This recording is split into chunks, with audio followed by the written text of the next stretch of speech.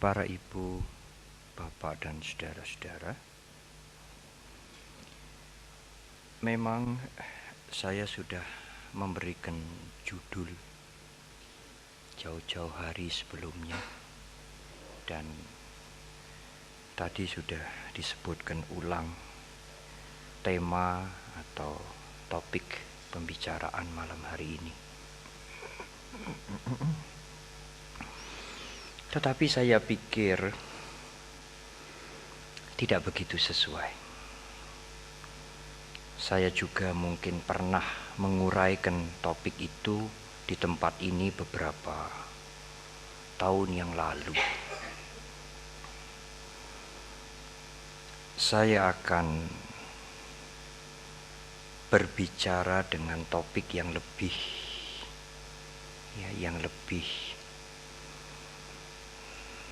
mendalam, tidak hanya dasar,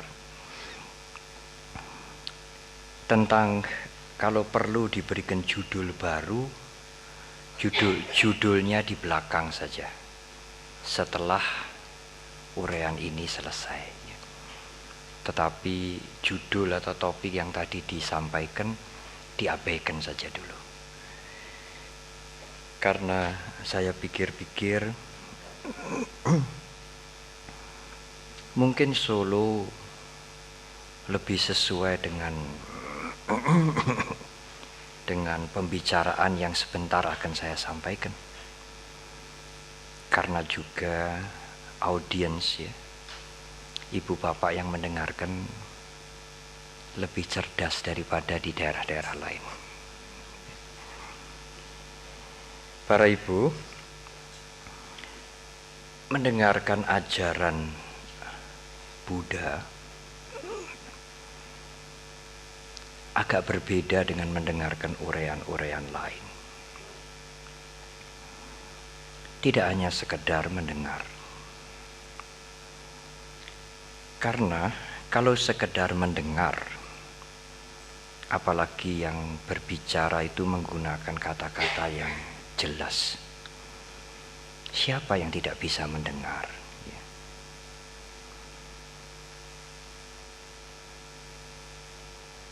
Dan apakah dia bisa mengerti? Mungkin bisa mengerti. Tetapi mendengarkan ajaran Buddha, uraian-uraian agama Buddha yang sering disebut Dhamma, sebetulnya tidak begitu. Tidak mendengar kemudian mengerti secara intelektual, dalam bahasa Jawa secara nalar, tetapi mendengar uraian Dhamma itu seperti mendengar kemudian merefleksikan ke dalam. Ya, dengan bahasa yang mudah mungkin merefleksikan itu mencocokkan dengan kehidupannya sendiri, yang dialami sendiri. Sehingga saya sering mengatakan, mendengarkan uraian Dhamma atau mendengarkan uraian ajaran Buddha Gautama itu, Guru Agung, seperti bercermin, seperti kita menghadapi Koco Pangilon, bercermin, dan kita melihat diri kita sendiri. Tidak sekedar mendengar lalu, oh ya benar, ya benar, ya masuk akal itu, baik. Tidak sekedar itu. Tetapi mencerminkan, merefleksikan maksud saya ke dalam diri kita. Bagaimana saya? Seperti orang yang berdiri di depan cermin, dia melihat pantulan dirinya sendiri. Semogalah uraian saya bisa dianggap seperti kaca cermin. Saya akan mulai dengan sederhana, dan saya nanti akan bertanya hal-hal yang sederhana.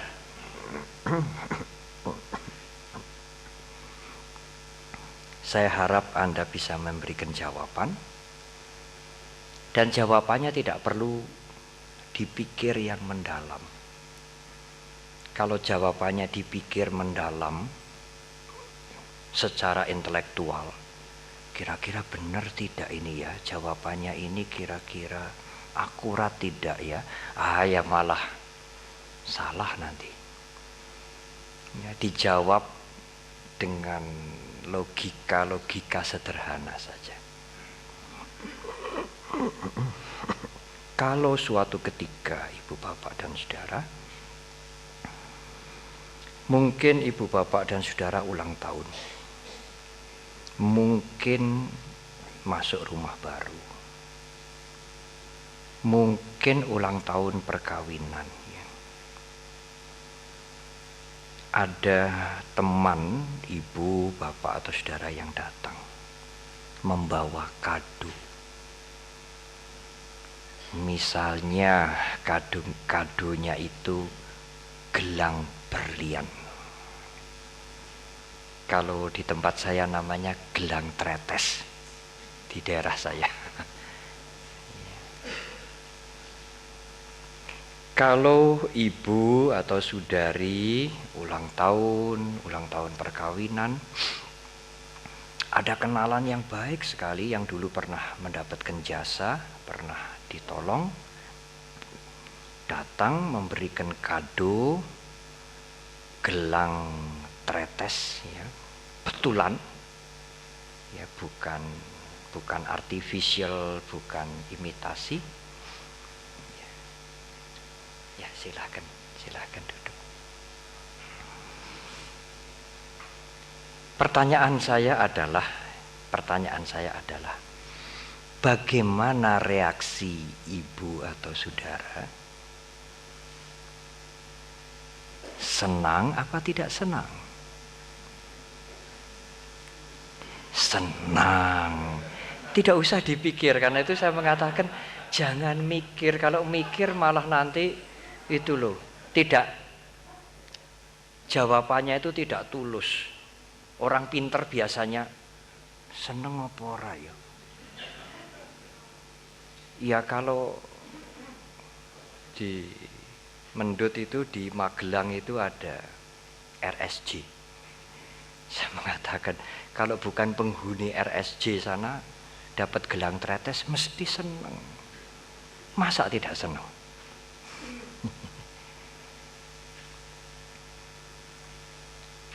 Itu kalau wanita.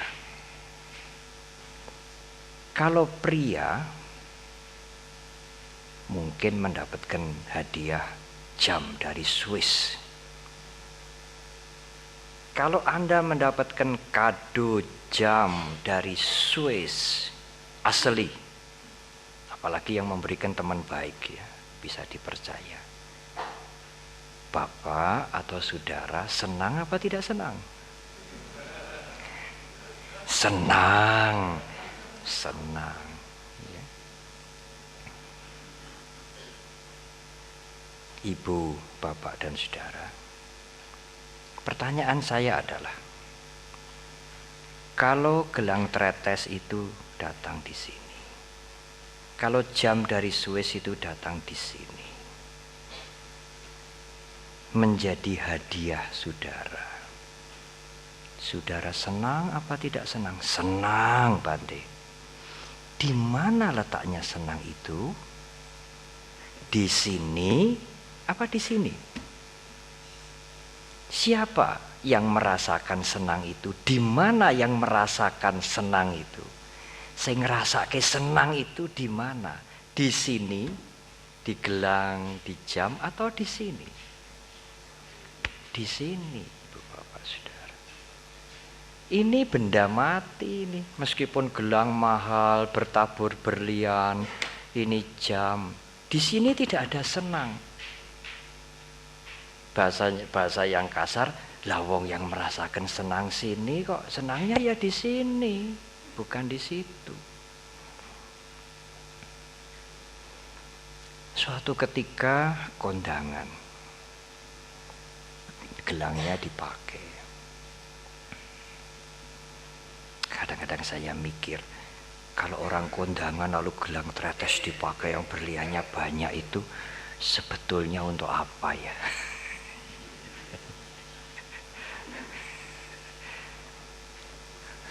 Pameran.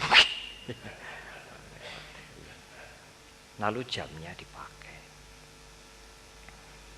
Tetapi karena sesuatu hal, waktu pulang berliannya itu copot beberapa butir. Dilihat bolong. Ya, entah kecantol tas, entah kecantol pakaian. Atau jam Swiss yang mahal itu jatuh, kepijak, pecah. Kalau mata berliannya itu hilang, jamnya itu pecah, riak, ibu, bapak, bagaimana reaksinya? Senang apa tidak senang? Tidak senang, Bante. Gampang saja ini, gampang saja. Tidak usah pendidikan tinggi, orang yang sederhana, tidak mengerti, tidak bisa membaca sekalipun bisa kan menjawab dengan spontan. Kalau jam Anda yang mahal rusak, berlian Anda hilang, Anda senang atau tidak senang? Tidak senang, Bante. Benar. Di mana letaknya tidak senang itu? Letaknya tidak senang itu di arloji yang riak apa di sini? Di sini. Tidak senang itu ada di gelang yang berliannya copot itu, di situ ada tidak senang, atau tidak senang itu di sini? Di sini. Oleh karena itulah menurut Buddha Gautama, Guru Agung, yang membuat kita senang atau tidak senang, yang membuat kita menderita, yang membuat kita susah, semuanya itu muncul di dalam dan dari dalam diri kita ini. Tidak ada sangkut pautnya dengan yang di luar. Karena kalau kita susah, sedih, sini. Kalau kita senang, gembira juga di sini, tidak di luar. Tetapi kalau ibu bapak ada yang kritis bisa bilang, ya Bante, menderita di sini, senang di sini. Tapi jalarannya kan di luar toh Bante. Nah kalau saya tidak dapat gelang tretes kan tidak bisa tahu juk-juk senang. Karena gelang tretes saya senang. Karena jamnya rusak saya menderita. Jalarannya kan yang di luar juga toh Bante. Tidak hanya di dalam toh. Betul Bu Bapak dan Saudara? Kelihatannya betul. Tapi tidak betul. Apa betul kalau ada gelang tretes, ada jam datang lalu kita menjadi senang?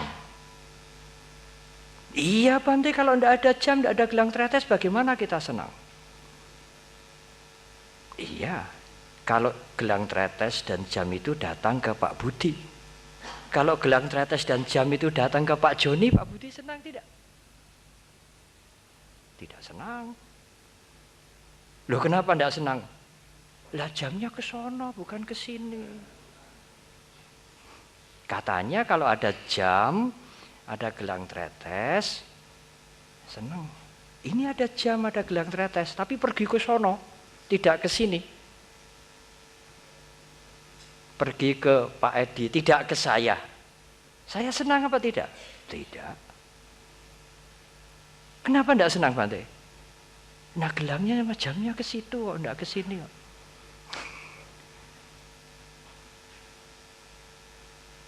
Kenapa dia susah, sedih? Gelangnya hilang Bante. Tidak hanya berliannya yang copot, hilang. Lupa naruh, entah pembantu, entah siapa ambil. jamnya dipijek sama sepatu itu riak.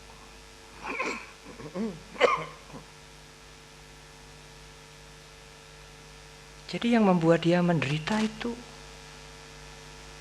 apa? Yang membuat dia menderita ya gelangnya hilang itu. Apa jamnya riak? Apa betul? Kalau yang riak itu, kalau yang hilang itu gelangnya dan jamnya Pak Edi, saya tidak menderita.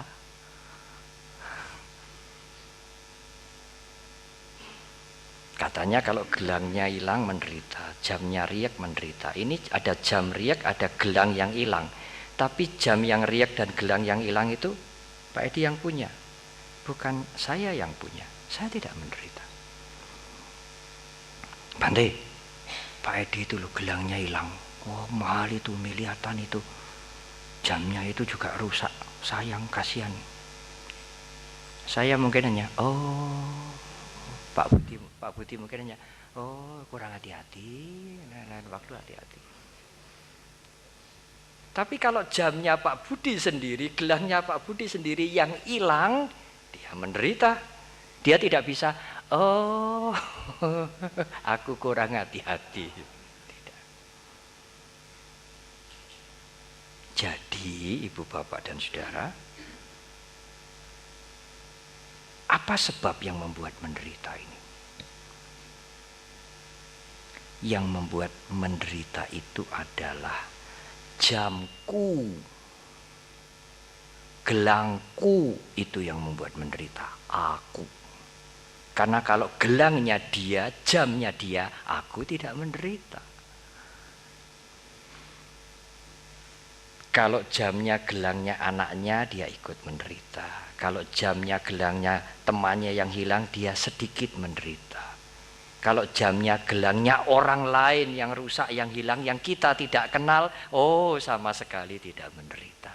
Karena bukan jamku, bukan gelangku, bukan jamnya anakku, bukan gelangnya anakku, gelangnya jamnya orang lain, aku tidak kenal, tidak menderita.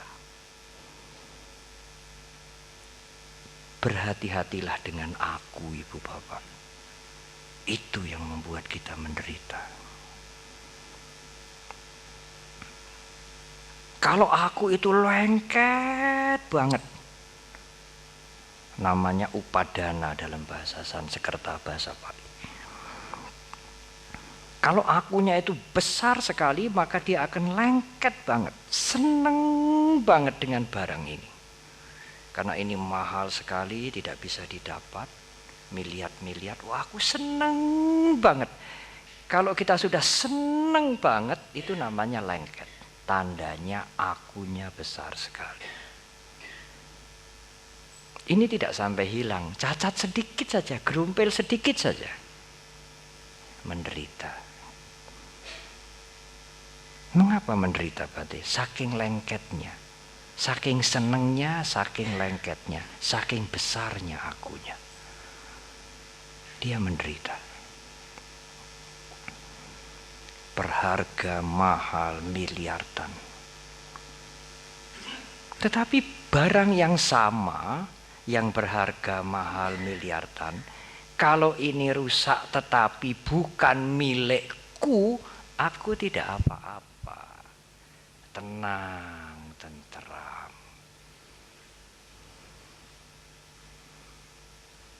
Jadi sang aku itulah, bukan menurut agama Buddha sebetulnya. Apa yang saya sampaikan ini adalah the fact of life, the truth, kasunyatan hidup.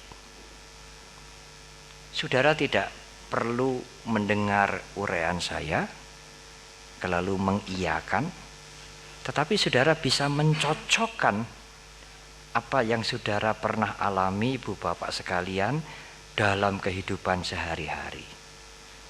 Benar tidak?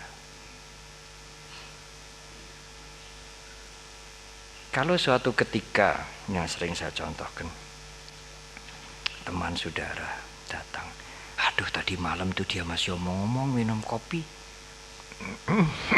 Tadi saya baru menengok umat di Semarang. Lalu kenapa pagi-pagi bangun dia minum kopi pagi terus meninggal? Aduh, aku susah aku. Ya tidak sanak tidak kadang, tapi tetangga baik seperti keluarga. Ibu atau bapak diceritakan begitu. Ibu atau bapak tanya, siapa? Tetanggaku. Ibu bapak tidak kenal. Tidak pernah ketemu, apalagi kenal, ketemu aja tidak. Ibu bapak tidak akan susah. Oh iya, iyalah hidup ini tidak kekal, ya semua orang mesti mati. Karena tidak ada kemelekatan, kenal saja tidak, apalagi ketemu. Yang kenal, yang melekat kan teman saudara, saudara tidak kenal. Tapi kalau kematian itu terjadi pada keluarga, ibu, ayah, anak, suami, saudara akan menderita. Saudara tidak bisa tenang, seimbang, arif, bijaksana. Oh iya, semua tidak kekal. Istriku ya sudah meninggal. Seimbang, tenang, sulit. Karena istriku, ayahku, ibuku, anakku, tidak hanya keluarga, kenalan baikku, kita ikut sedih, kita ikut menderita. Karena ada aku di situ. Kalau tidak ada aku, tidak menderita sama sekali. Semakin besar akunya Bante, semakin menderita.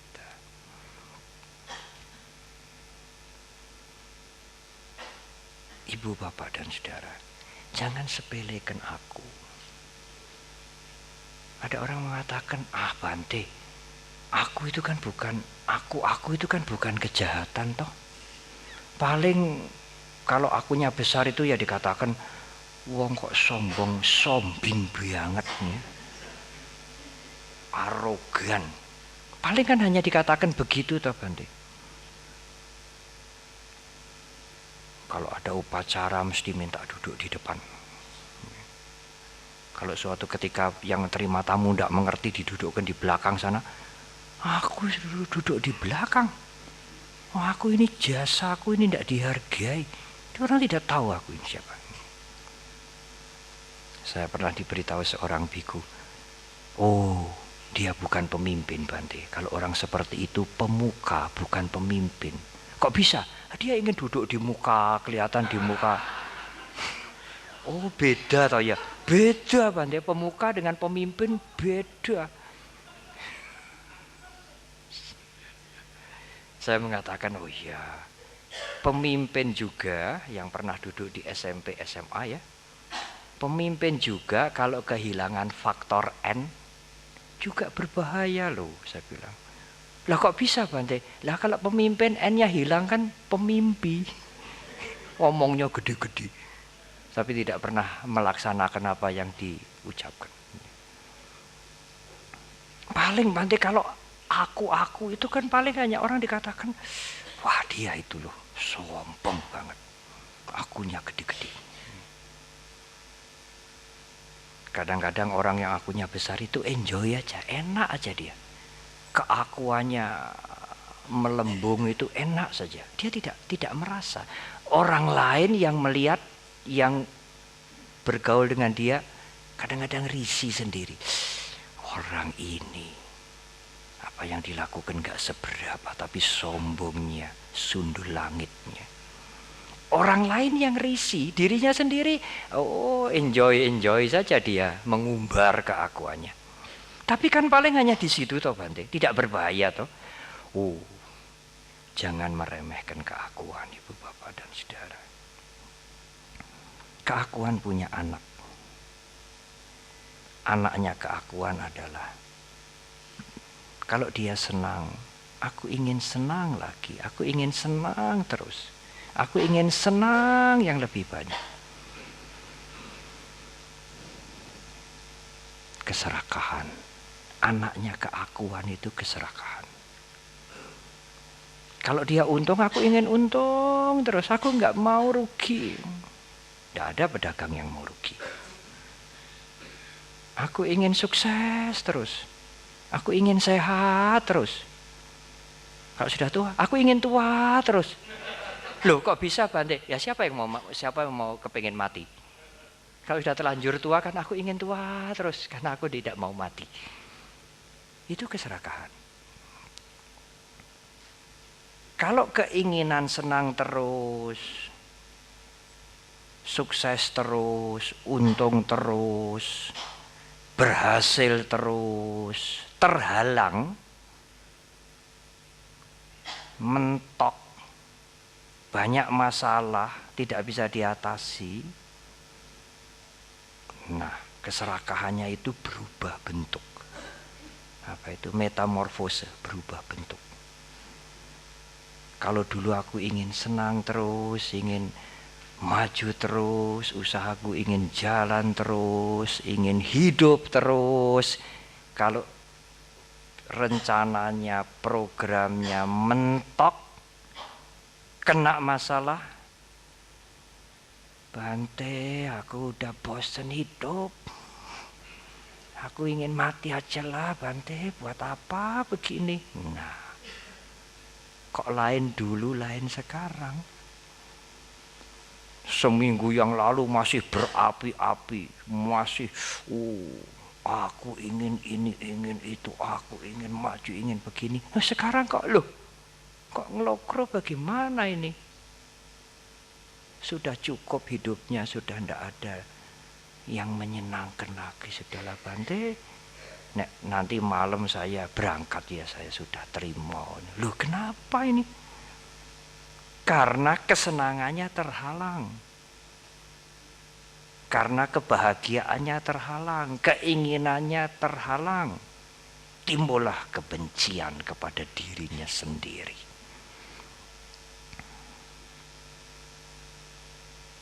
Juga kebencian pada orang lain. Oh, siapa yang menghalang-halangi?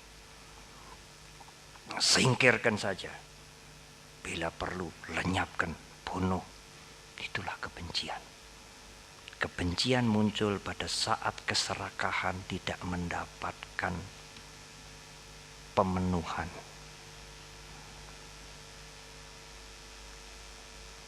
Tetapi kalau kesenangannya mendapatkan pemenuhan, keserakahannya membar-rembar. Saya pernah ketemu dengan seorang pejabat. Dia ingin mencalonkan lagi, ingin menjabat lagi. Pak, apa menjabat itu, Bapak menjabat itu enak toh? Iya, Bante, enaknya hanya 10%. Oh. Lah yang 90%, Pak. Oh, yang 90% enak banget, Bante.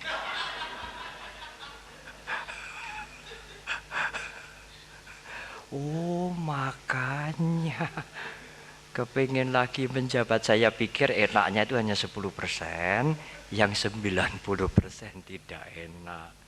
Yang 10% enak, yang 90% enak banget. Nah, nanti kalau gagal bagaimana? Kalau gagal dia bisa kecewa, jengkel, bisa-bisa marah,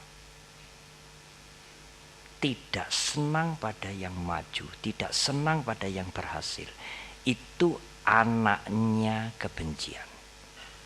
Jadi sang aku punya anak kebencian, kebencian punya anak senang melihat orang lain gagal, membalas dendam. Anaknya keserakahan apa? Anaknya keserakahan iri hati. Tidak senang melihat orang sukses. Itu semua adalah keturunan aku. Sang aku mempunyai anak ingin lagi. Terhalang, marah. Kebencian muncul. Kekejaman muncul. Kejahatan muncul. Semuanya lahir dari Sang Aku. Sang Aku mempunyai anak, beranak pinak, berkembang biak, beranak pinak, melahirkan kejahatan-kejahatan.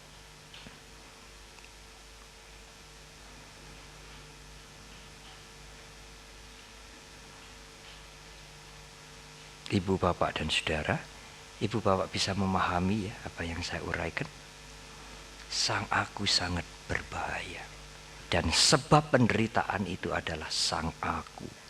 Tidak ada sangkut pautnya dengan yang di luar sama sekali. Apapun di luar terjadi jungkir jempalik, kalau Sang Aku terkendali, Anda tidak perlu menderita.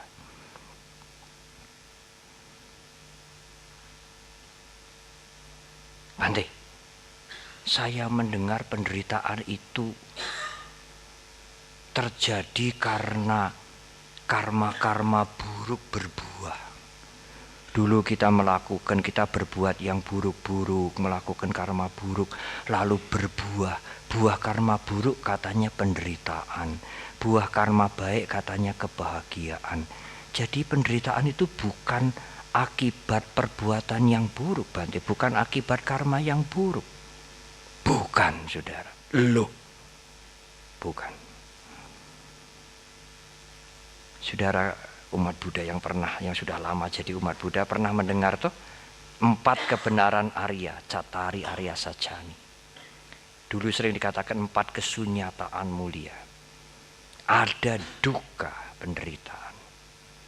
Yang pertama, yang kedua, apakah sebabnya duka? Apakah sebabnya duka disebut akibat karma buruk berbuah maka membuat kita menderita duka? Tidak. Sebabnya duka tanha. Apakah tanha itu? Keinginan yang luar biasa. Dari mana datangnya tanha? Sang Aku. Sang Aku ingin lagi, ingin lagi, ingin lagi. Kalau tidak senang ingin menghancurkan, menyingkirkan terus sampai tidak menghalangi aku lagi.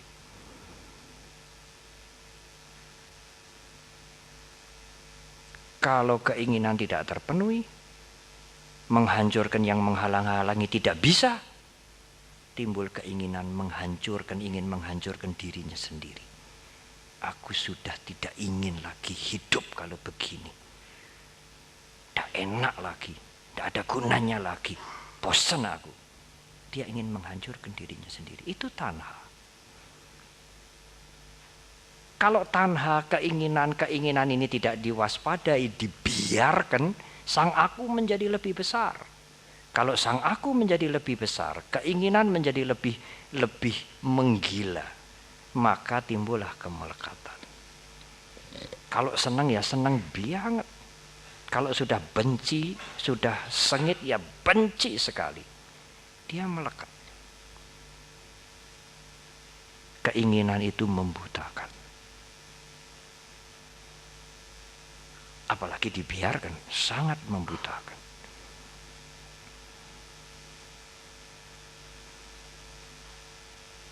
Jadi Bante, kalau karma buruk kita, perbuatan buruk kita berbuah,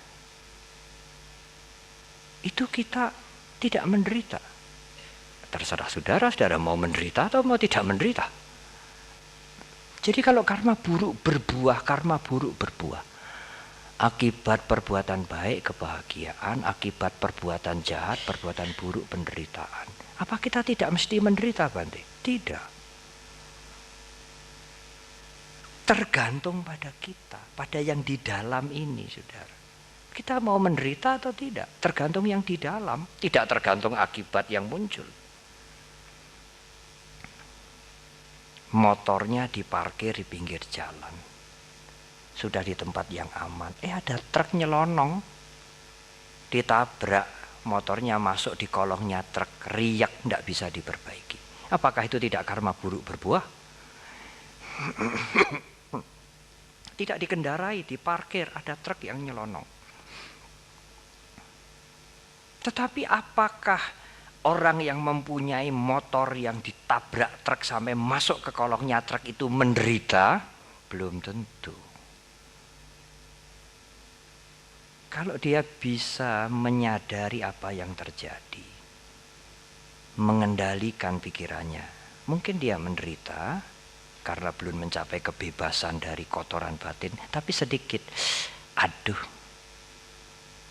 Tapi ya wis lah. Harap diapakan nih. Sudah tidak bisa dileles lagi. Saya tidak mau menderita. Sudah. Tidak menderita. Tetapi kalau tidak ada kewaspadaan, pikirannya tidak dijaga, sang akunya berjalan menderita. Motorku digiles. Anyar. Salah apa? Berhari-hari dia tersiksa oleh kekecewaannya sendiri karena sang aku terganggu. Motorku digiles. Lah nek motore kae piye? Luweh. Motore kae digiles sembuh. Ora urusanku. Lah nek motormu gelo aku menderita. Pada saat sang aku muncul, penderitaan muncul. Kalau aku muncul sedikit, dia menderita sedikit. Sesudah itu tidak menderita. Pada saat sang aku muncul kuat sekali, dia menjadi orang yang sangat menderita. Dari cerita ini lagi ibu bapak bisa melihat tidak ada hubungannya. Kesusahan, ketegangan, penderitaan itu dengan yang di luar ini. Tidak ada sangkut pautnya. Susah, menderita, sengsara itu karena kita sendiri sepenuh-penuhnya. Karena apa Bante? Karena sang aku kita biarkan. Jangan main-main dengan sang aku. Bukan hanya persoalan sombing-sombing saja. Berbahaya. Dia menjadi biang penderitaan.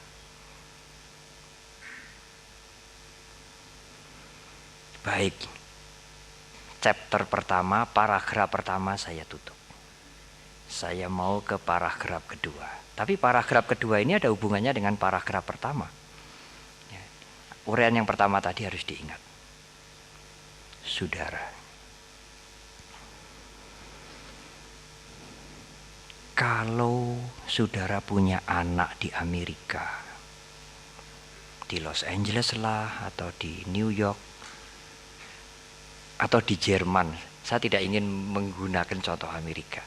Sebab nanti kalau anaknya ada yang di Amerika, nanti dikira jangan-jangan ini Bante meramal.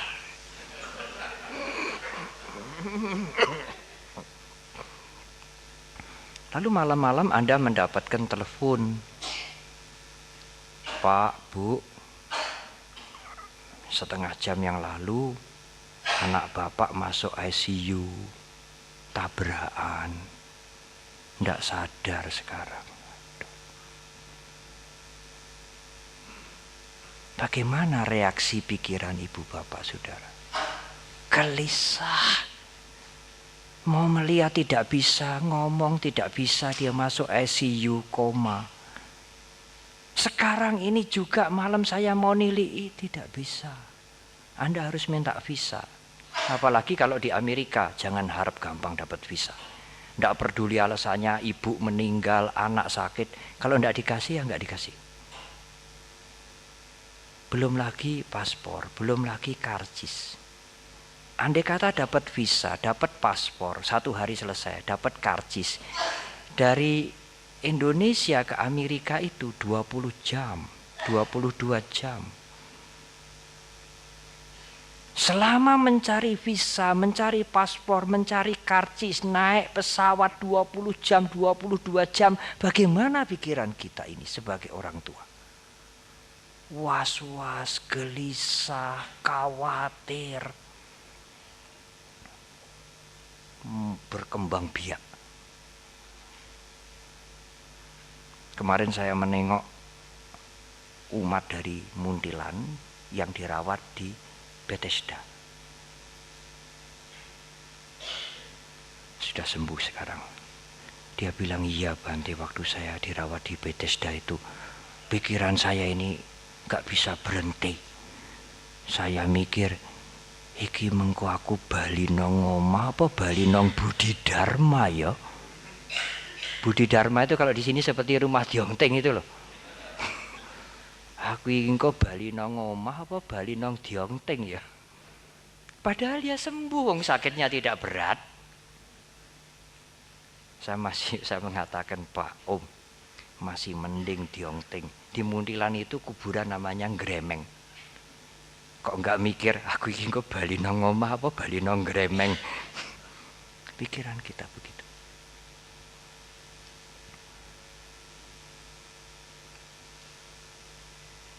Kalau ibu mendengar, bapak mendengar, anak ditabrak, koma, masuk ICU jauh,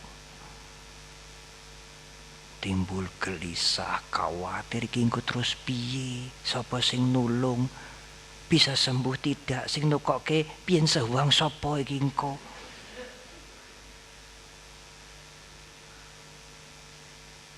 Pertanyaan saya, ibu bapak senang apa susah? Susah. Nggak usah mikir-mikir itu jawabannya itu.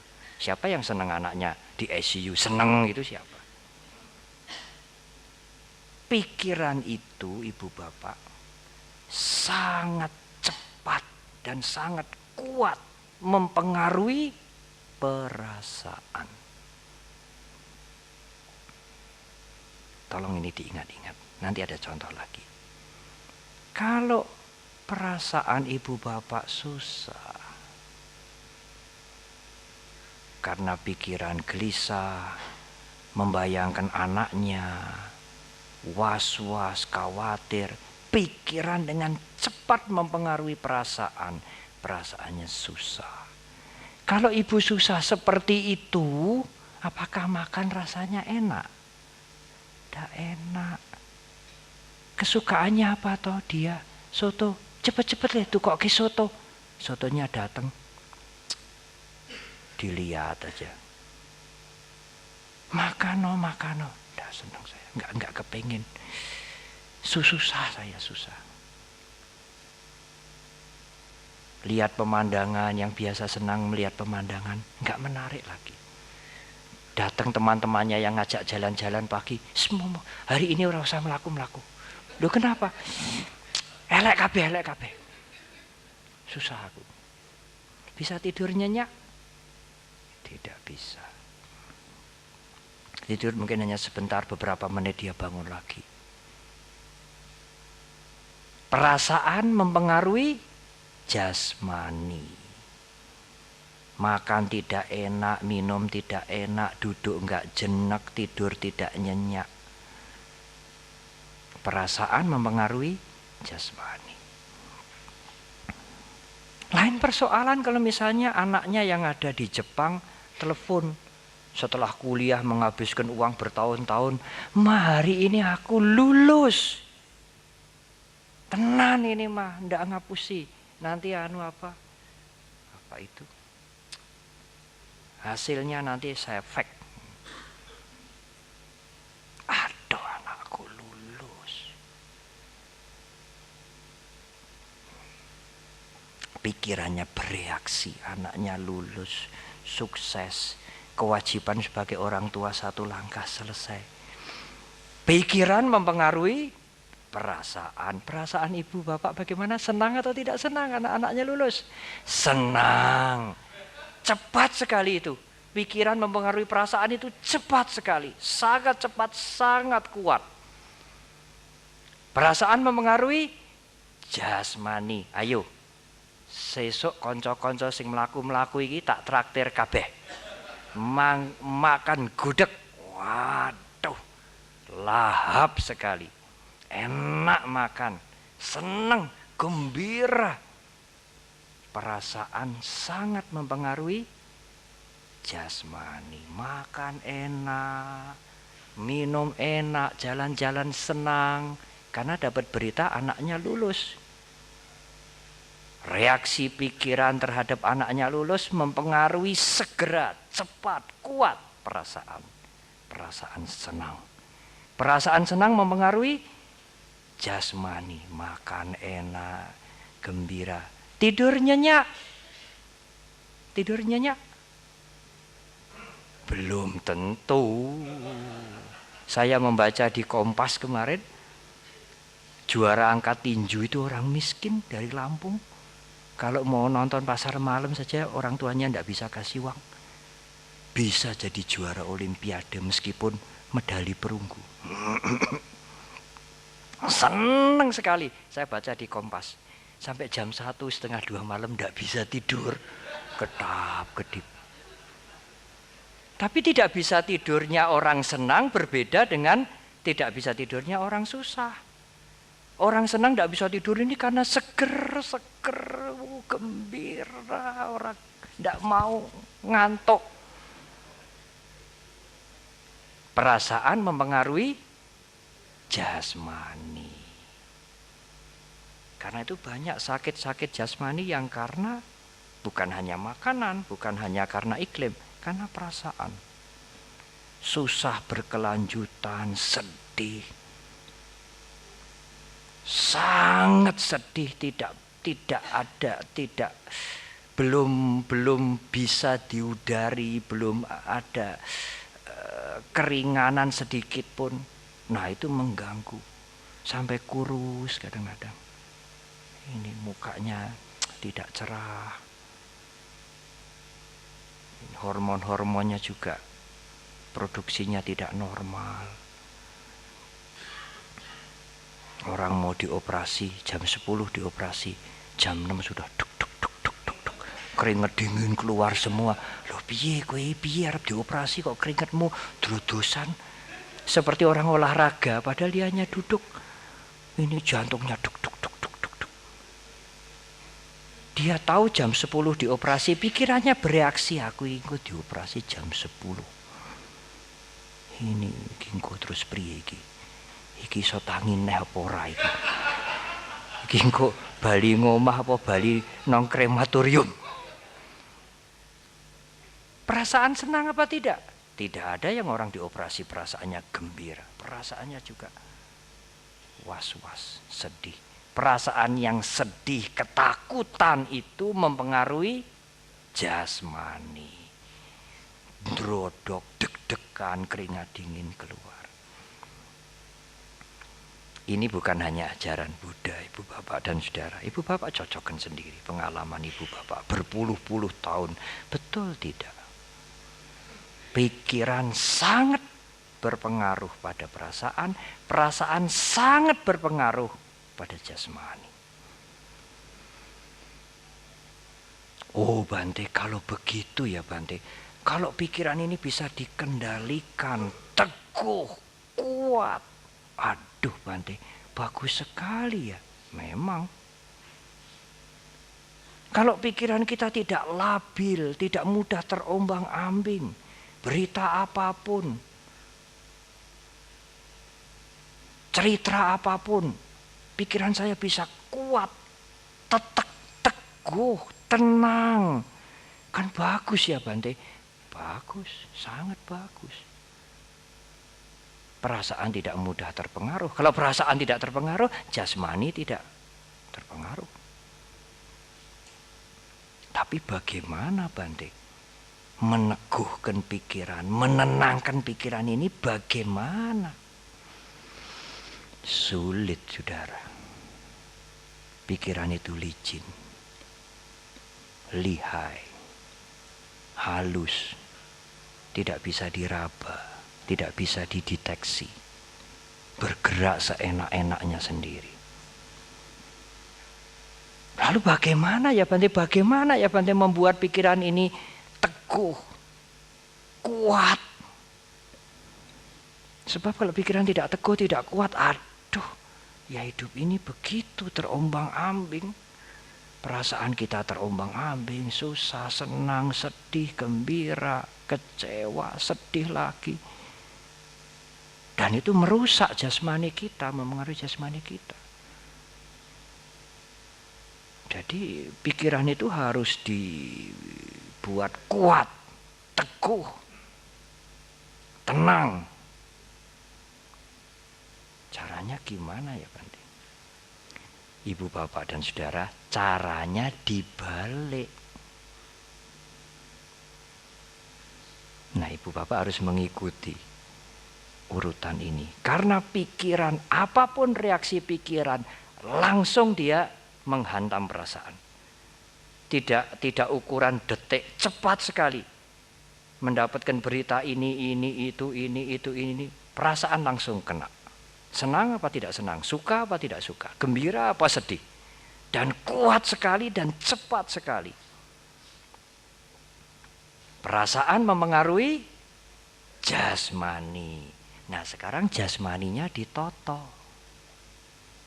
Karena jasmani itu gampang, kasar, kelihatan, pikiran sangat halus, sangat licin, sangat licik. Karena kalau jasmaninya ditoto, jasmani juga mempengaruhi perasaan. Perasaannya tumoto. Kalau perasaannya tumoto, tidak membara-bara, tidak bergolak, pikirannya juga tenang. Karena memulai noto pikiran sulit. Amat sulit. Apalagi tidak pernah latihan. Kalau dibiarkan berbahaya. Dari awal saya sudah cerita bagaimana bahayanya pikiran itu, terutama sang aku. Pikiran langsung mempengaruhi perasaan. Timbul susah, timbul senang, timbul suka, timbul duka. Perasaan langsung mempengaruhi jasmani. Maka sekarang jasmaninya ditoto, dikondisikan. Karena kalau jasmaninya ditoto, perasaannya juga ikut tumoto. Perasaan tumoto, pikirannya ikut menjadi tenang.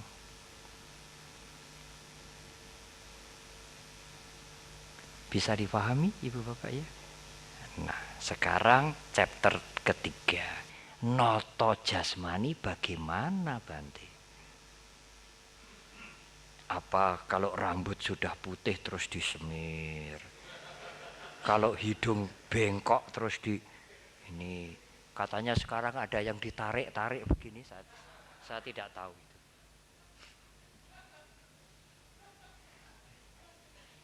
Bagaimana? Apa jalannya juga harus pelan-pelan seperti macan kelaparan gitu ya? Tidak. Noto jasmani menurut pandangan Dhamma adalah meditasi. Loh, Bante kok meditasi, kok ada hubungannya dengan jasmani? Ya, karena yang paling gampang itu meditasi yang dihubungkan dengan jasmani. Tidak dengan perasaan dulu, tidak dengan pikiran. Caranya bagaimana Bante? Memperhatikan jasmaninya sendiri. Gimana Bante? Apa ngiling-ngilingi terus begini?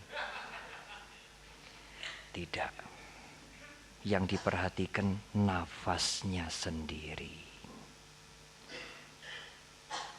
Masuk, keluar, masuk, keluar. Duduk dengan tenang. Tidak usah silo tumpang, di kursi juga boleh.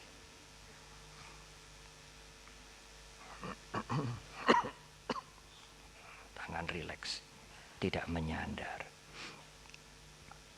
Masuk, keluar, masuk, keluar. Hanya begitu Bante, hanya begitu saudara. Ada doa-doa? Tidak ada. Ada lilin dupa? Tidak ada. Ada patung Buddha? Tidak perlu. Baca parita? Tidak perlu. Nah, masa hanya begitu? Iya, hanya begitu. Nafas Bante, nafas. Jangan nyepelekan nafas ibu bapak. Sangat penting. Sejak lahir berpuluh-puluh tahun, sibuk di toko, di WC, makan, susah, sedih, senang, tidur, nafas jalan terus. Tidak pernah digatekke, tidak pernah diopeni, dibiarkan saja. Sekarang harus diperhatikan. Yang paling penting di antara yang lain-lain nafas. Anda bisa hidup tidak makan 2 hari 2 malam. Tapi kalau tidak nafas sehari semalam bagaimana? Tidak bisa berlanjut. Tapi tidak pernah digatekke, tidak pernah dipedulikan, dibiarkan, dicuekin saja, sembuh. Napas dhewe, aku ora usah ngurusi nafas. Nah, sekarang kita perhatikan. Masuk, keluar, masuk, keluar, masuk, keluar. Tidak diatur Bante, tidak. Kita ini tidak pernah ngatur nafas, saudara. Sejak dilahirkan sampai sekarang itu tidak pernah ngatur nafas. Lah kenapa meditasi harus diatur? Saya pernah bikin lelucon, itu latah. Wong biasanya tidak pernah diatur kok. Ini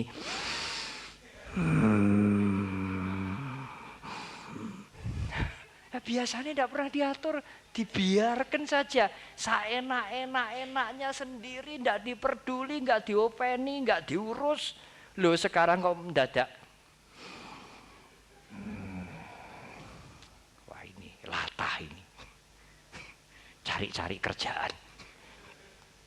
Wong biasanya tidak diatur ya tidak apa-apa. Ini mau dikutek-kutek nafasnya, biar saja lah, biar saja.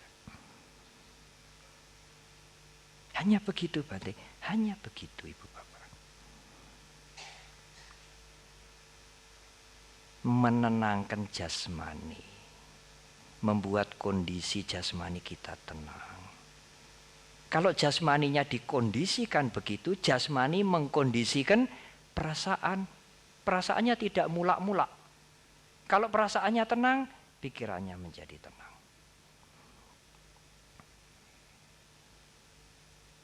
Semua orang bisa melatih meditasi ini. Cara ini sangat universal, seperti bukan cara. Karena pada umumnya, kecuali yang tidak umum, semua orang hidup bernafas. Umumnya orang mati tidak bernafas. Yang tua, yang muda, yang Islam, yang Katolik, yang Hindu, yang Buddha, yang tidak beragama, yang kaya, yang miskin, yang jahat, yang baik, semua bernafas. Dan nafasnya jalan sendiri, tidak pernah diatur. Kita hanya memperhatikan saja. Masuk,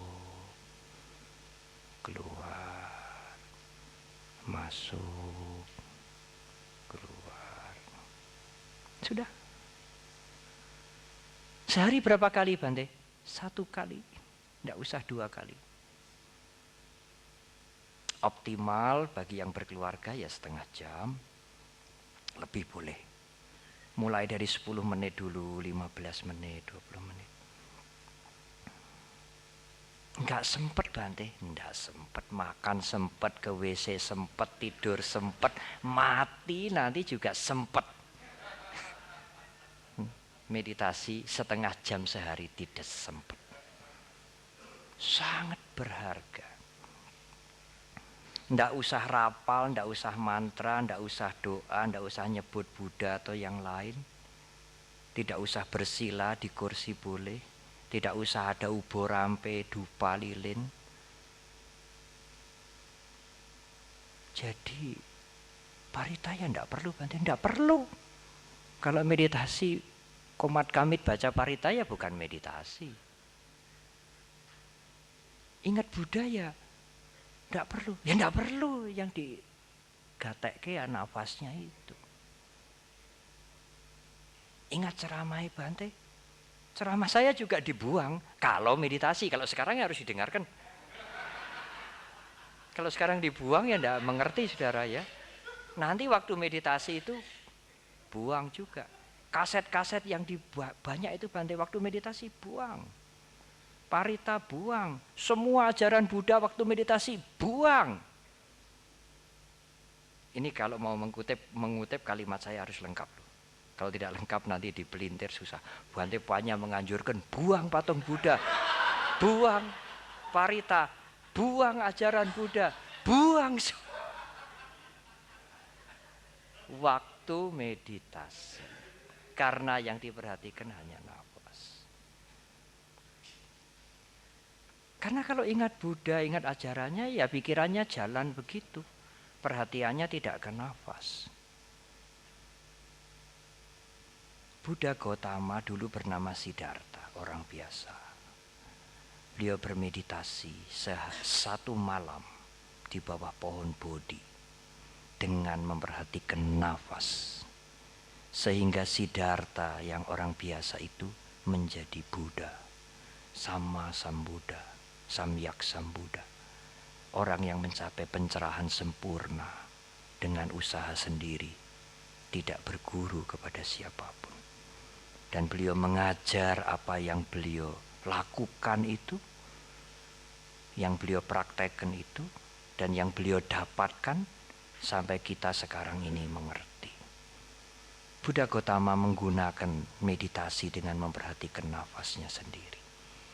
Dalam bahasa Pali disebut anapanasati. Meskipun saudara tidak usah harus mengingat-ingat. Meditasi dengan memperhatikan nafasnya sendiri. Tidak ada ongkos saudara. Murah sekali. Kalau saudara mau beramal, berdana, harus punya modal. Saudara mau berdana apa? Saya mau menyumbang makanan. Nah kalau tidak punya makanan yang mau diberikan apa? Harus punya makanan dulu. Saya mau nyumbang obat. Anda harus punya obat dulu, baru bisa memberikan obat. Aku mau berdana tenaga saja. Ya Anda harus punya tenaga dulu, baru bisa membantu tenaga. Kalau Anda sendiri berbaring di rumah sakit, bagaimana bisa membantu tenaga? Aku ingin menyumbang berdana nasihat. Anda harus punya pengetahuan, baru bisa memberi nasihat. Kalau meditasi, Anda tidak perlu punya apa-apa.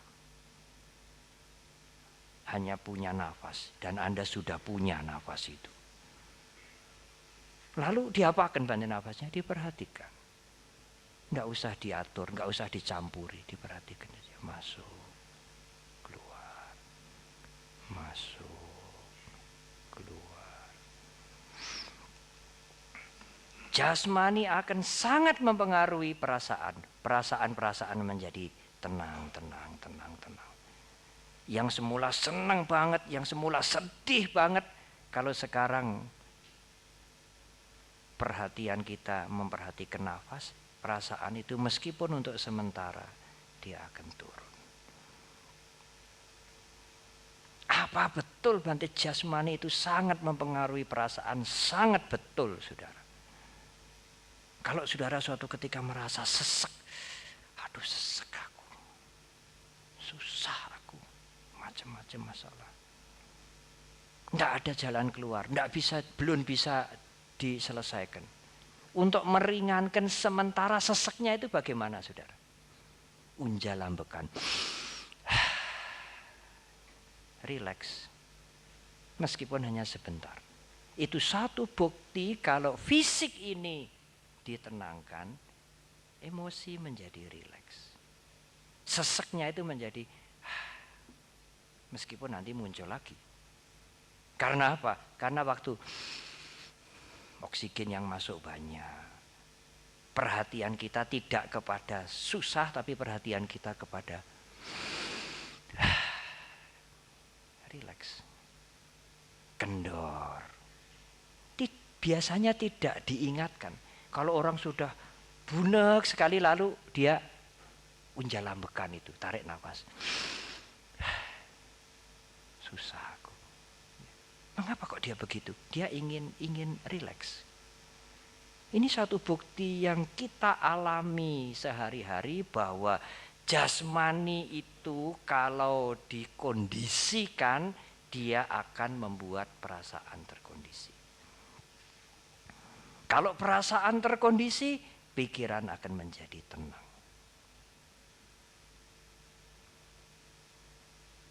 Nah, sekarang ikuti penjelasan yang lain. Tetapi tetap ada hubungannya dengan uraian ini. Tadi Bante mengatakan kalau pikiran mendapatkan reaksi, anaknya sakit, anaknya masuk ICU, suaminya tidak pulang, atau anaknya lulus ujian, atau mendapatkan keuntungan yang besar. Reaksi pikiran cepat sekali mempengaruhi perasaan. Cepat sekali, kuat sekali. Perasaannya menjadi senang atau tidak senang, suka atau sedih. Benar, tetapi sebaliknya. Perasaan juga mempengaruhi pikiran. Kalau perasaannya tenang, pikirannya tenang. Kalau perasaannya berkobar-kobar, pikirannya juga berkobar-kobar. Saya ingin memberikan contoh-contoh. Justru pengaruh perasaan itu kuat sekali terhadap pikiran.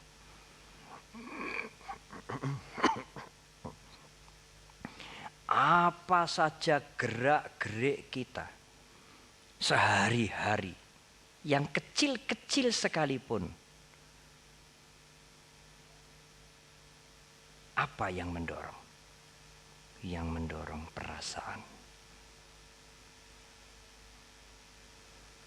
Sekarang sudah jam 8:15. Saya bicara 1 jam lebih. Dan selama 1 jam 10 menit, 1 jam lebih, kira-kira 1 jam 10 menit, saya tidak menyandar. Bagaimana perasaan Bante?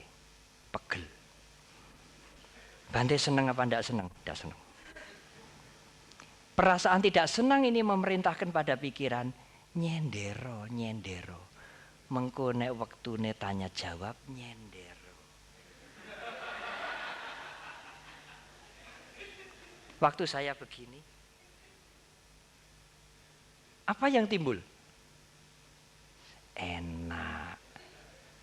Enak lalu memerintahkan pada pikiran, nyendero terus. Siapa yang memerintah pikiran? Perasaan.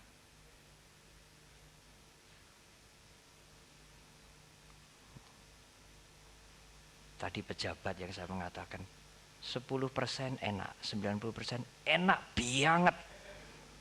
Enak itu memerintahkan pada pikiran, nyalonke maning, ikut nyalonkan lagi. Siapa yang merintah pikiran? Perasaan. Mengapa? Karena kepengen senang lagi. Oh iya, bagaimana? Ya daftar, ya cari pendukung, cari uang, kampanye, dimulai dari perasaan.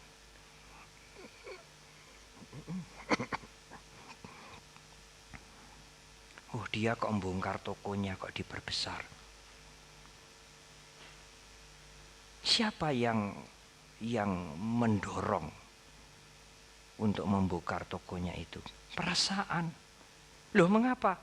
Laris, dagangannya banyak, tokonya sempit. Untuk stok barang itu tidak ada lagi. Yang beli banyak. Perasaannya senang apa tidak senang? Tidak senang. Kalau punya toko lebih lebar, lebih longgar, senang. Perasaan tidak senang itu memprovok, menghasut pikiran. Tokonya digedhekke. Nek sempit kaya ngene iki, wah desek-desekan ora enak rasane. Tokone gedhekke. Oh iya. Harus dia pikirannya jalan. Digedhekke seberapa, tanahnya udah habis, mungkin harus naik biaya berapa, dihitung. Saya mampu atau tidak. Semua pekerjaan itu yang muncul dari ide itu digerakkan oleh perasaan. Betapa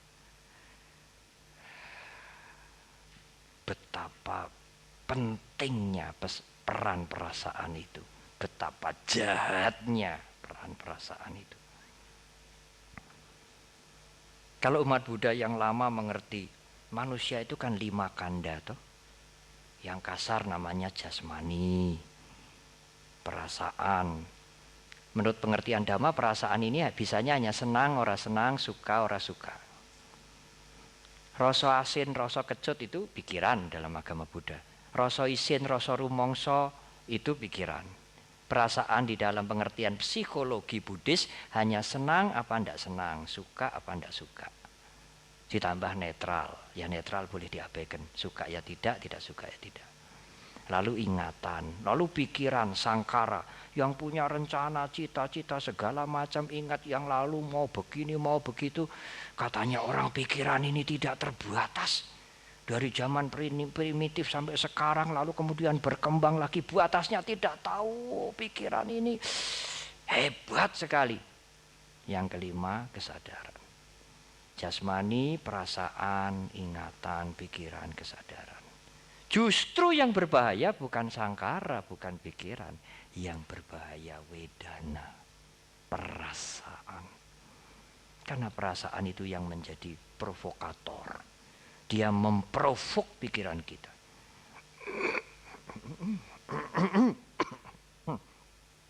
Apa saja, ibu bapak boleh mencocokkan sendiri. Saya lihat, orang itu tadi kan duduknya tenang begini ya. Setelah agak lama 1 jam lebih, kok dia mulai begini-begini. Kenapa? Pikirannya menyuruh begini-begini. Kenapa pikirannya menyuruh begini-begini?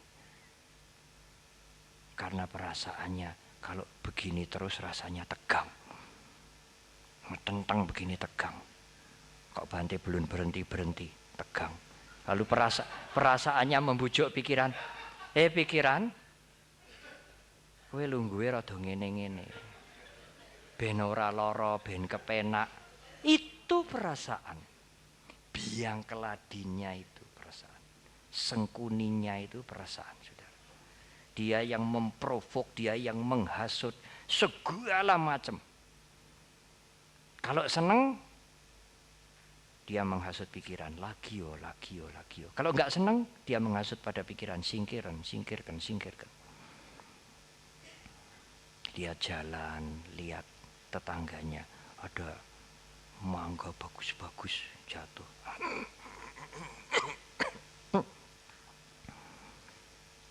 Melihat itu, perasaan langsung bereaksi. Lihat mangga, senang. Lalu perasaan memerintahkan pikiran, jupuan. Ambil. Pikiran. Tapi kan kepunyaan orang. Apa enggak mencuri? Kalau disinggahke kamu ngambil ya mencuri. Ya itu kan enggak disimpan di situ, gemeletak. Ambilan, enggak apa-apa. Pikiran begitu ini berdebat terus.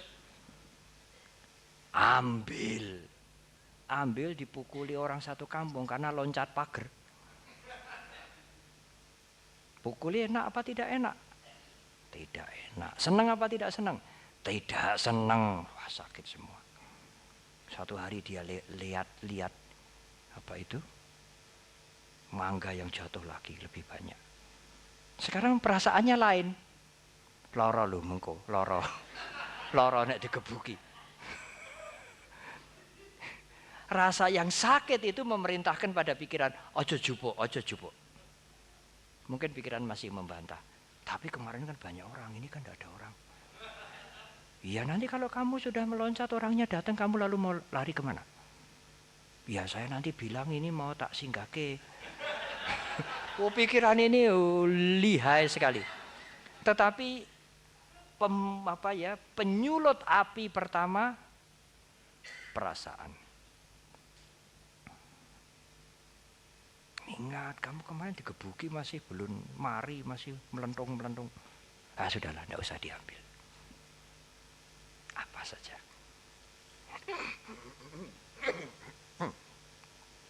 Saya berbicara sekarang sudah 8:30. Jasmaninya ini kering. Bante di sini kering, batuk-batuk. Hampir tiap malam saya berbicara. Sampai nanti Senin baru selesai. Nah ini masa puasa ini. Tiap malam hampir. Kalau di sini kering, Bante, agak gatal sedikit, batuk-batuk, jasmani kita ini terpengaruh. Jasmani ini langsung memengaruhi perasaan. Bante senang apa tidak senang? Ya enggak senang. Lalu enggak senangnya itu merintahkan sama pikiran. Minuman. Itu minumannya sudah di situ, itu untuk kamu. Permisi, minum sebentar. Lalu saya buka ini, saya minum. Itu yang memprovok perasaan. Yang membujuk, yang menghasut, yang mendorong perasaan. Jangan sepelekan perasaan, Ibu, Bapak, dan Saudara. Tapi bagaimana Bante supaya perasaan tidak menjadi penghasut? Caranya jasmani harus dikondisikan. Kalau jasmani dikondisikan, perasaan akan terkondisi tenang. Kalau perasaan terkondisi menjadi tenang, provokatornya tidak ganas. Dia tidak memprovok pikiran dengan seenaknya sendiri. Karena provokatornya mulai tenang. Bagaimana menenangkan provokator? Perasaan itu jasmani harus dikondisikan. Latihan harus dimulai dengan jasmani. Memperhatikan nafasnya sendiri. Apa yang saya uraikan ini, Ibu, Bapak, dan Saudara, inilah dasar ajaran Dhamma. Tidak lebih. Semua orang, termasuk orang yang tidak sekolah sekalipun, petani sekalipun, lebih dari itu, tidak intelektual sekalipun, bisa meditasi karena hanya memperhatikan nafasnya sendiri. Dengan memperhatikan nafasnya sendiri, tidak ada syarat lain, Bante. Tidak ada.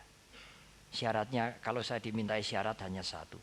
Syaratnya yaitu sabar, tekun, tidak mudah menyerah, tekun memperhatikan nafas. Maka perasaannya akan menjadi tenang. Perasaannya menjadi tenang, pikirannya menjadi tenang. Kalau nanti sudah sering memperhatikan nafas, masuk, keluar, masuk, keluar. Sehari sekali, Bante? Iya. Jadi setelah meditasi sehari sekali itu tidak meditasi lagi. Oh, bisa meditasi sepanjang hari. Oh, bisa. Bisa. Sambil jalan, sambil menyapu, sambil mandi, semua bisa dipakai untuk meditasi. Apa tidak mudah? Kalau Anda menyapu, geraknya tangan menyapu ini yang diperhatikan, ya, diawasi. Kalau saya membuka tutup gelas ini, perhatian saya ke sini. Diangkat, minum, lalu kemudian ditutup lagi. Ini meditasi. Meskipun saya tidak begini. Karena biasanya kita mengerjakan segala sesuatu dengan otomatis. Kalau saya memegang pulpen ini, saya tahu saya memegang. Perhatian saya ke sana. Dalam bahasa Inggris disebut awareness. Ada awareness, ada kesadaran ke sana, ada mindfulness, ada pikiran penuh ke sana. Diangkat, diletakkan, kemudian ditutup. Ditaruh, diangkat lagi. Ini meditasi.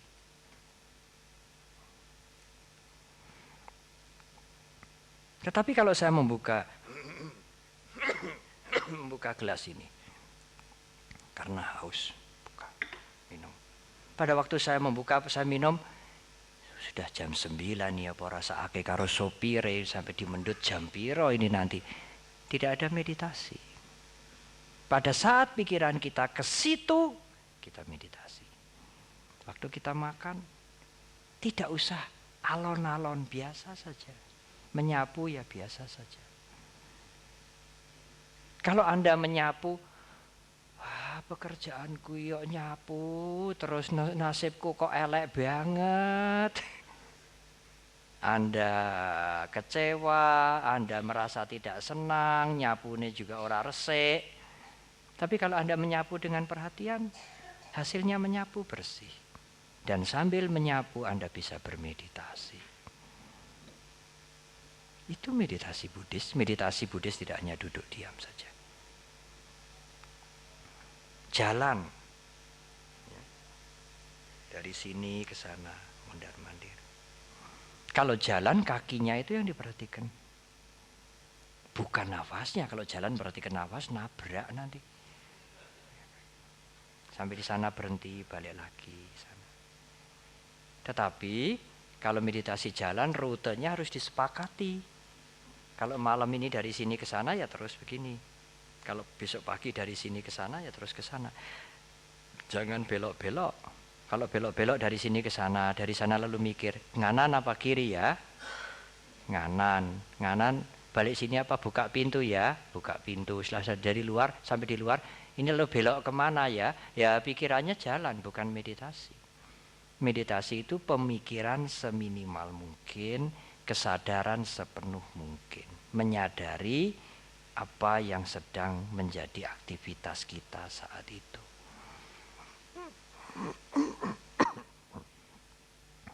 Tidak usah timik-timik, biasa saja. Perhatikan kakinya sendiri. Tidak ada rapal, tidak ada sebutan, tidak ada syarat, tidak ada doa, tidak ada apapun yang harus diingat. Hanya memperhatikan kakinya sendiri. Dari sana ke situ, dari situ. Apalagi sekarang hampir semua punya handphone. 10 menit disetel, 10 menit. Sebelum 10 menit tidak selesai, belum akan selesai. Meditasi misalnya 15 menit ya di setel. Sebelum 15 menit ya tidak bangkit. Nanti pada waktu memperhatikan kaki, memperhatikan nafas, masuk, keluar. Masuk, keluar. Pada awalnya timbul pikiran, ingat anak, ingat kerjaan, tiba-tiba rasa bosan muncul, rasa senang muncul. Abaikan, kembali ke nafas, masuk, keluar. Kalau memperhatikan kaki ya perhatikan kakinya. Ingat, oh nanti pulangnya, besok saya mau ke Jogja. Oh belum telepon sama sopirnya. Abaikan. Kita sekarang lagi meditasi. Atau tiba-tiba timbul perasaan yang senang luar biasa. Abaikan. Perhatikan kaki. Tapi kalau lama-lama ibu bapak sudah biasa melatih meditasi, nanti perhatiannya itu berkembang. Waktu dulu berjalan, perhatikan saja kaki. Tidak usah kiri, kanan, kiri, kanan. Tidak usah begitu, perhatikan saja. Semuanya diabaikan, hanya memperhatikan kaki. Tapi nanti kalau kita sudah terbiasa meditasi begitu, waktu jalan tiba-tiba perasaan senang muncul. Senang sekali, luar biasa. Kita boleh berhenti sekarang. Memperhatikan perasaan yang muncul. Ini ada perasaan yang muncul. Tugas kita hanya memperhatikan saja. Tidak usah mencari, senang ini dari mana ya? Sampai nanti dia tenggelam. Senangnya nanti tidak mengganggu lagi. Jalan lagi. Ya tiba-tiba ingat. Karena mungkin pernah ke Jepang ya. Ada patung Buddha besar. Tidak dieling-eling. Muncul sendiri ingat. Oh saya pernah lihat patung Buddha besar. Kalau itu mengganggu jalannya berhenti. Disadari. Ingatan muncul. Sampai tidak mengganggu lagi. Baru jalan lagi. Demikian juga waktu kita duduk. Masuk, keluar. Masuk, keluar. Hanya mengamat-amati pasif. Masuk. Napas ini masuk kemana ya? Ke paru-paru apa ke perut? Tidak usah tanya. Keluar. Yang keluar ini napas buruk apa napas baik ya? Tidak usah tanya, tidak usah menganalisa, tidak usah mencari tahu. Hanya melihat saja. Pasif. Hanya itulah meditasi. Nah, semuanya diabaikan dulu, tetapi nanti tiba saatnya mulai tenang. Mulai bisa melihat nafas dengan jelas. Nah, sekarang kalau ada ingatan muncul, bukannya tidak diabaikan tapi diketahui. Oh ingat anak yang ada di Jerman. Dia tenggelam. Lalu rasa tidak senang muncul. Oh rasa enggak senang muncul ini. Tenggelam. Setelah tenggelam bagaimana Bante? Ya kembali ke nafas lagi. Masuk, keluar. Masuk, keluar. Oh, timbul pikiran senang luar biasa. Lain dengan senang-senang duniawi. Oh, ini kayak begini, perasaan apa ini? Sadari saja. Tidak usah mereka-reka. Apa ini saya sudah nyampe? Sadari saja. Hanya itu Bante, hanya itu. Kalau begitu meditasi Buddhis itu tujuannya apa? Tujuannya supaya keawasan kita menjadi kuat. Kalau keawasan kita kuat, keawasan itu bisa membuat emosi, perasaan tenang. Keawasan itu juga bisa mengawasi pikiran. Tidak untuk membangkitkan kundalini, melihat makhluk halus, bisa mengobati, bisa terbang. Tidak.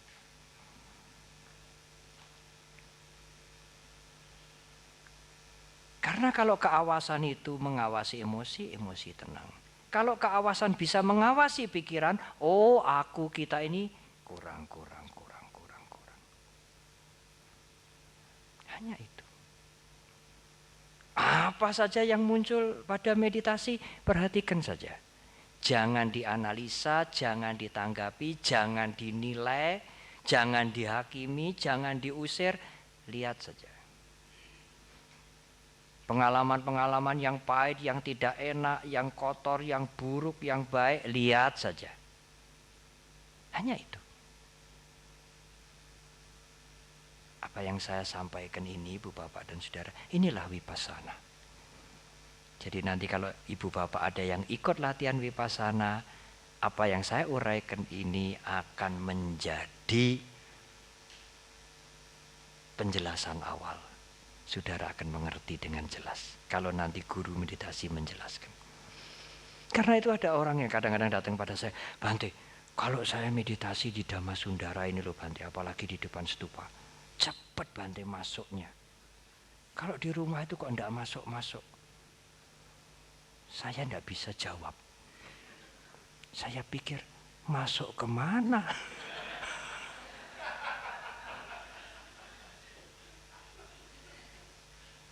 Hanya kalau saya tanya nanti, dia tambah bingung nanti.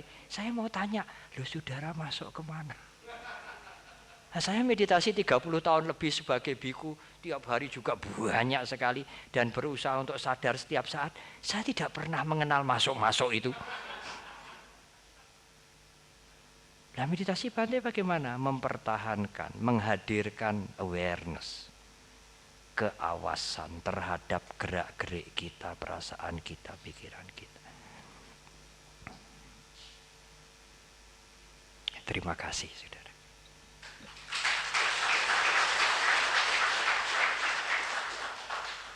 Masih ada waktu 15 menit ya, mungkin ada ya, 2 pertanyaan. Silakan Ibu, menghemat waktu. Silakan langsung tanya sambil minum. Saya buka 3 penanya. 2 dulu. 2 penanya. Ya, mohon disebutkan 2 nama dan asalnya. 1 Ibu. 2 Bapak, 3. Kalau gitu 3 ya. Lalu Saudari terakhir ya. Saudari ini Bapak lalu belakang. Ibu dulu. Ibu Widya. Ya, silakan Ibu. Di situ boleh di mic, boleh di situ juga enggak apa. Nanti pertanyaannya bisa saya ulang dari sini. Iya.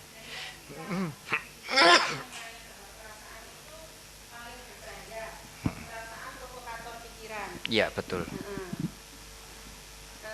Sebenarnya apakah ada perbedaan Bante antara perasaan mempengaruhi pikiran atau pikiran yang mempengaruhi perasaan? Ya. Sebab sering kita dengar statement-statement bahwa jadi manusia yang rasional, atau kadang-kadang laki-laki itu rasional, wanita lebih emosional dan sebagainya. Ya. Terima kasih Bante. Ya. Kalau saya diminta untuk memberikan tanggapan singkat, timbal balik Ibu, interdependensi. Semua reaksi pikiran pasti langsung mempengaruhi perasaan. Nah, perasaan yang dipengaruhi itu kalau tidak suka ya senang atau tidak senang. Di dalam Buddhis biasanya senang atau tidak senang ini dibagi dua. Kalau senang atau tidak senang itu datangnya dari sensasi tubuh, makanan, makan enak, melihat yang bagus, meraba apa yang dia suka disebut suka. Kalau melihat yang buruk, merasakan yang dia tidak biasa disebut tidak suka. Tetapi kalau dia mengingat sesuatu, kenangan terhadap yang baik, kenangan terhadap yang enak, kenikmatan atau berita-berita yang bagus, rangsangannya bukan dari jasmani disebut senang. Kalau rangsangannya dari pikiran tidak menyenangkan disebut tidak senang. Jadi dalam bahasa Pali dikatakan kalau rasa senang tidak senang itu datang secara mental disebut somanasa. Somanasa itu senang, dan domanasa itu tidak senang. Tetapi kalau rangsangannya itu dari jasmani ini, pegel tidak dan sebagainya, mengicipi makanan cocok tidak, itu disebut suka duka. Suka atau tidak suka. Dalam bahasa Pali atau Sanskerta suka duka. Tapi sebetulnya 4 ini ya 2. Senang atau tidak senang. Nah, kalau mau dilengkapi menjadi tambah 1 lagi, netral. Netral itu tidak ada reaksi. Senang ya kagak, tidak senang ya kagak. Kalau saya melihat benda ini, karena sering saya melihat, tidak ada yang aneh, saya tidak senang juga tidak. Tapi senang juga tidak, ya biasalah. Jadi perasaan seperti suka atau tidak suka, senang atau tidak senang tidak muncul. Tetapi ada kalanya dan bahkan suka atau tidak suka itu yang sering memengaruhi kita. Dengan kadar yang berbeda-beda. Tidak sukanya bisa kuat sekali, sukanya bisa kuat sekali. Pikiran memengaruhi perasaan. Setelah perasaan itu bergolak, timbul suka atau tidak suka, sekarang perasaan yang kemudian memprovok pikiran. Kecuali pikiran mempunyai pandangan, mempunyai pertimbangan. Ojo lo, dosa lo, nek digebuki wong lo, ora apik lo, namamu jelek lo. Itu salah satu cara untuk pikiran tidak bergolak, tidak melaksanakan apa yang sedang diingat, yang sedang muncul di pikiran. Tetapi itu cara biasa. Semua agama termasuk agama Buddha mengajarkan begitu. Oh, jangan lo, ingat akibat karma lo, malu lo berbuat jahat lo. Nanti kalau kamu begitu, keluargamu juga ikut malu lo. Jadi meskipun perasaan itu senang mendorong, pikiran mau melakukan, ada pertimbangan yang muncul. Hanya itu cara biasa. Keinginan pikiran dilawan dengan konsep malu, konsep etik, konsep pergaulan sosial, konsep hukum karma, konsep dosa dihukum Tuhan dan lain-lain. Kalau cara meditatif lain. Timbul pikiran mau nyolong, mau mengambil mangga, tidak dilawan dengan konsep. Tetapi diawasi. Pikiran harap nyolong. Dengan diawasi begitu, keinginan nyolong itu akan turun. Tidak jadi nyolong. Apa ya cukup kuat Bante pengawasannya itu? Ya karena itulah latihan meditasi. Kalau kesadarannya, awareness-nya mengawasi pikiran mau nyolong pelem itu lemah, tidak kuat dia tetap nyolong. Kalau lemah bagaimana Bante? Awareness kita masih lemah bagaimana? Kalau masih lemah dan ada kalanya kita lemah, pakai cara yang tradisional, yang konvensional. Konsep-konsep tentang dosa, akibat, karma, malu, kalau ketangkep dipuake semua untuk menghantam pikiran mau nyolong mangga itu. Boleh Bante dipakai, boleh. Tapi konsep dilawan dengan konsep. Kitab suci agama Buddha yang banyak itu semuanya konsep itu. Ceramah saya 1-2 jam dan setiap dhamma kelas Anda merekam, ini konsep semua ini. Ada gunanya juga untuk melawan pikiran yang negatif. Kalau pikiran yang bagus bagaimana? Bisa didorong juga dengan konsep. Tetapi kalau Anda melatih meditasi, mempunyai awareness atau sati dalam bahasa Pali, mempunyai keawasan lumayan, sekarang timbul pikiran ingin mencuri buah mangga, tidak digempur dengan konsep, tapi dilihat saja, disadari saja. Oh, kepengen jupo. Nanti dia akan turun. Membersihkan kotoran batin. Tapi kalau digempur dengan konsep, jangan loh ya, jangan. Orang tua bisa malu loh. Buah karmanya nanti loh. Itu kotoran batin ditutup begini. Ditutup dengan konsep dosa, takut malu, akibat karma jelek. Apalagi tidak ada kesempatan. Ya nanti dia tumbuh lagi. Tetapi kalau dengan cara meditatif, kotoran batinnya ini dibeginikan. Dihabiskan, dikurangi.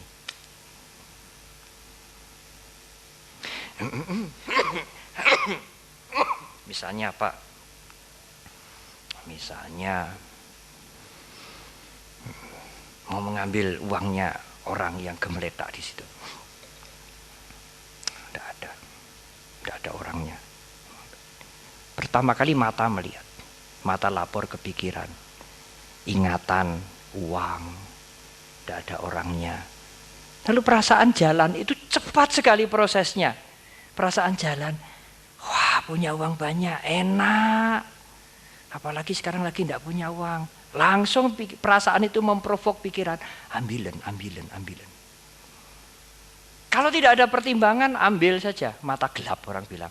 Emosi membutakan pikiran. Kalau ada pertimbangan, ingat lo ya, ini diwihara lo.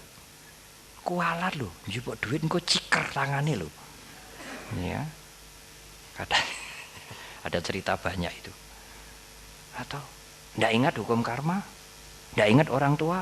Bagaimana kalau kamu nanti tertangkap begini-begini? Jangan. Banyak berbuat baik, jangan berbuat jahat. Uangnya itu disimpan saja, jangan diambil. Itu semuanya konsep untuk menggempur keinginan mau ngambil duit.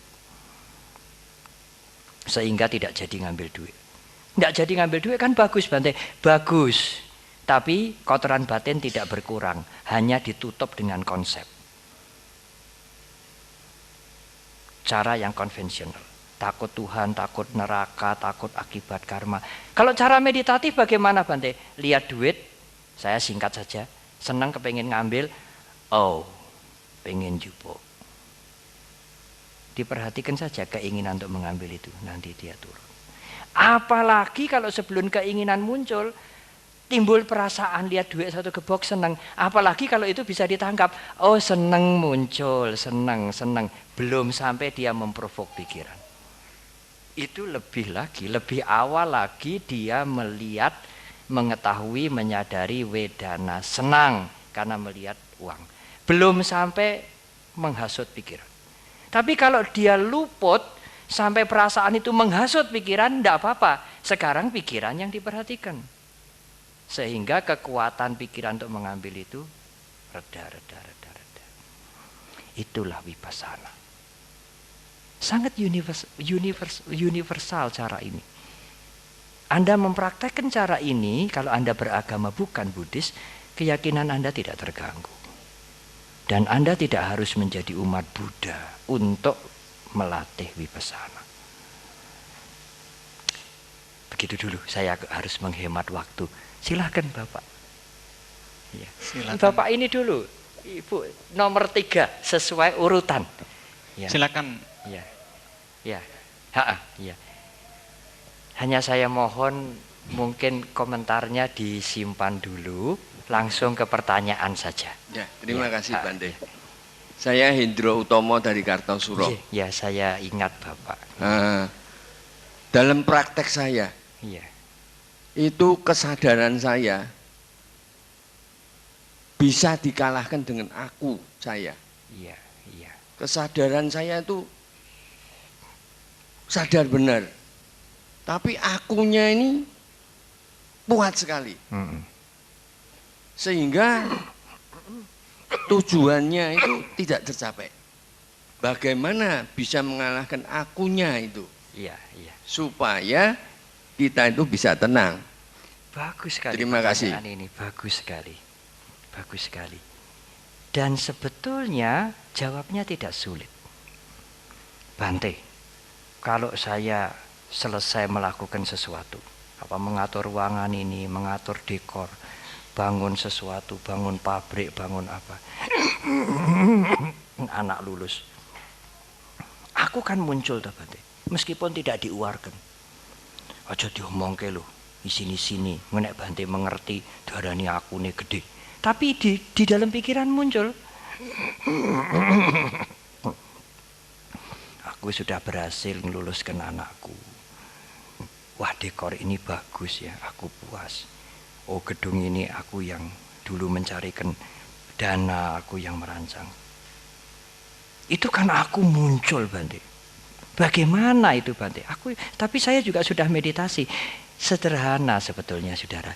Jangan dimusuhi akunya. Loh gimana Bante? Lihat aja. Aku lagi muncul ini. Biar aja. Bante? Malulah. Aku kok muncul terus. Ini kan tidak baik katanya Bante, ini biang keladi. Nanti serakah bisa muncul, benci bisa muncul. Tidak baik ini pikiranku kok akunya kok begini. Itu malah tidak baik. Memusuhi dirinya sendiri, kebencian kepada dirinya. Jadi bagaimana Bante? Lihat aja. Oh, aku lagi mau enjoy ini. Mau mencari nama ini. Oh, aku muncul. Nanti dia akan turun. Jadi kalau aku muncul itu tidak dianggap noda Bante. Di dalam Vipassana semua diperhatikan.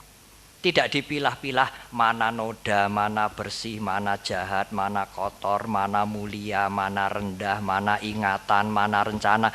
Tidak dikategorikan begitu. Semua yang muncul di pikiran termasuk keakuan, keserakahan, ingin selingkuh, ingin makan enak, ingin hubungan seks, ingin membunuh, ingin apa. Semuanya diperhatikan saja. Tidak di stop, tidak. Tetapi juga tidak dikembangkan. Sederhana. Kalau akunya membara-bara Bante, aku yang berhubungan dengan kebencian, aku dibohongi, aku dilangkai, harga diriku diinjak-injak, juga diperhatikan aja. Kalau aku bersekutu atau berhubungan dengan keserakahan, aku sukses, aku berhasil, aku melakukan yang baik, aku rendah hati, aku tidak sombong, juga dibiarkan aja, dilihat aja. Lihat dengan pasif. Ya sukar Bante, oleh karena itu sebelum mampu memperhatikan gejolak pikirannya, berusahalah memperhatikan perasaan. Karena jenisnya perasaan hanya dua macam, suka atau tidak suka, suka atau tidak suka, senang atau tidak senang. Sebelum berlatih memperhatikan perasaan, mulai dengan memperhatikan jasmani. Langkah kaki, waktu kita menyapu. Ya tidak bisa Bante sadar terus-menerus sepanjang hari. Ya memang tidak bisa, sebanyak mungkin. Dan sekali sehari duduk diam, memperhatikan nafasnya sendiri. Itulah Vipassana. Terakhir, pertanyaan singkat ya. Ya tidak komentar. Silakan. Ya. Saya bermeditasi 2 kali dalam 24 jam. Soalnya kalau 1 kali untuk kesehatan kurang bagus. Ya. Terus saya berusaha meditasi 2 kali. Kadang 1 kali kalau malas. Tapi seringnya 2 kali. Kalau malam hari saya berusaha untuk 1 jam. Saya mulai setengah 8. Kalau dini hari mungkin setengah 3 atau jam 3 saya berusaha meditasi 2,5 jam. Soalnya konsentrasi saya sekarang semakin meningkat. Yang ditanyakan langsung ke pertanyaan saja. Terus kalau saya udah mulai konsentrasi itu kepala saya ini secara nggak sadar itu gini. Terus ntar sadar lagi gini. Semakin konsentrasi meningkat gini. Nah terus kalau terlalu sering gini gitu saya langsung di tempat ke kerjaan pertanyaan gitu, saja Mbak. Capek seperti. Tanyanya apa tanyanya? Bagaimana caranya supaya ini nggak capek? Iya.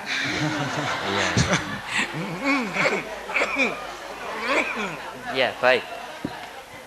Kalau kita meditasi duduk capek di sini, Ada dua hal, capeknya ini disadari, capek di sini, bisa. Atau rasa tidak senang, capek kan tidak senang, oh ini enggak senang. Disadari dulu, jangan diberi reaksi dulu. Setelah disadari capeknya atau tidak senangnya, kok masih capek terus? Ya ditegakkan begini. Ya. Atau buka mata sebentar, kemudian begini. Tapi dengan kesadaran. Kan meditasinya putus Bante, tidak putus kalau dilakukan dengan kesadaran. Tutup mata lagi, perhatikan nafas. Kalau ada nyamuk menggigit di sini, cekit. Nah, tidak mungkin merhatikan nafas. Gatel. Dan pikiran harus dijaga. Iki nyamuk biasa apa demam berdarah? Nek demam berdarah iki piye, nanggake diceples. Ya, pikiran berjalan begitu. Jangan turuti dulu, hanya gatel. Lalu timbul rasa tidak senang, tidak senang ini. Kalau timbul keinginan cepet digaruk, cepet. Nah, pikiran muncul ini. Sadari dulu itu. Dari gatel, tidak senang, kepingin garuk dan sebagainya. Kalau sudah disadari begitu, gatelnya tidak hilang, baru diberi reaksi. Tangannya dinaikkan, diusap. Naik turun. Hilang gatelnya, tangannya turun. Semua dilakukan dengan perhatian. Mulai lagi, nafasnya diperhatikan masuk, keluar. Boleh ya Bante begitu? Boleh. Tapi semua dilakukan dengan keawasan. Tidak cekit ples. Robot itu, ya. Itu sudah tuh. Kawas, diperhatikan dulu. Jangan reaksi dulu. Supaya apa? Supaya emosi tidak meledak-ledak dan pikiran tidak cepat memberikan reaksi spontan. Perhatikan dulu sampai sejauh mana gatel ini. Kaki sakit, sakit ini. Cepat berdiri, nanti lumpuh. Ya nanti stroke. Macam-macam ini nanti muter-muter pikirannya. Oh ini sakit. Dijaga senetral mungkin. Tidak menganalisa, tidak menghakimi, tidak mencari sebabnya. Just hanya sadar. Lalu tidak senang muncul, ini tidak senang muncul. Bergerak sedikit tidak apa-apa. Ini pikiran sudah muncul. Ingin bergerak sedikit.